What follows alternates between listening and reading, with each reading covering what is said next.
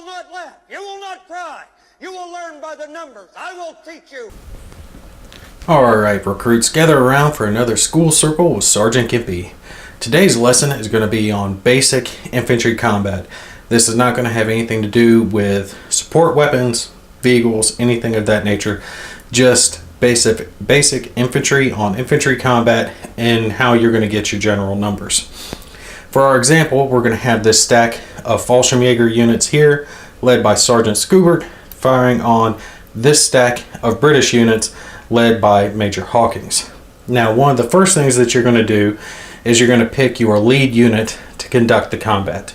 For our example, we're going to take and pick this first squad of Fallschirmjäger troops here. You can see their stats along the bottom.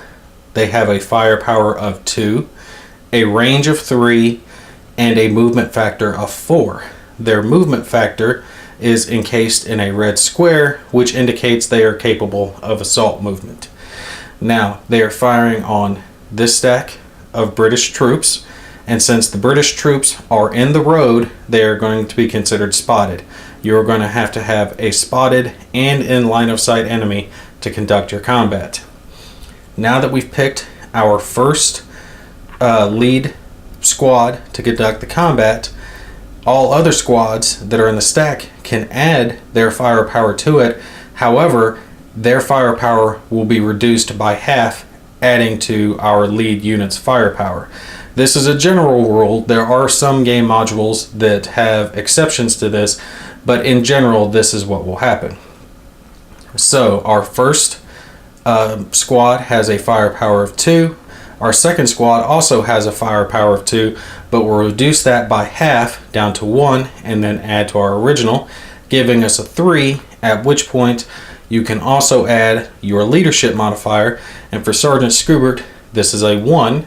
You will add that to your squad's firepower, giving you a total in our example of 4. Now you are going to compare that against the target modifier of the units you're firing at. In this case, since they are in a road hex, their target modifier is 0.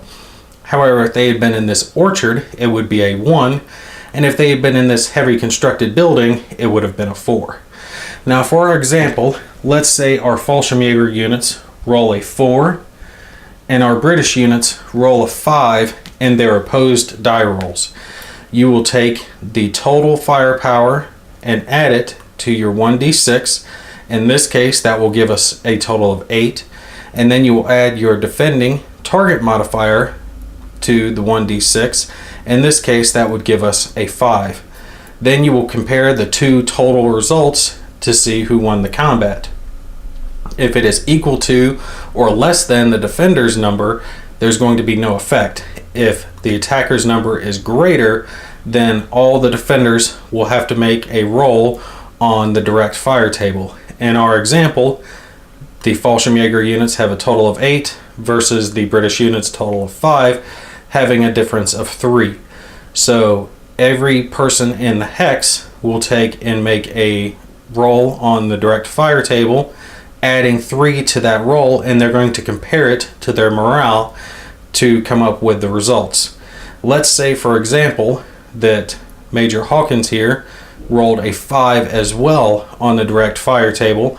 He would add 3 to that roll, giving him a total of 8, and he would compare it to his morale being 7, at which point he would become shaken and he would become flipped over to his shaken side, and his leadership modifier would no longer be able to help the squads in the hex with him.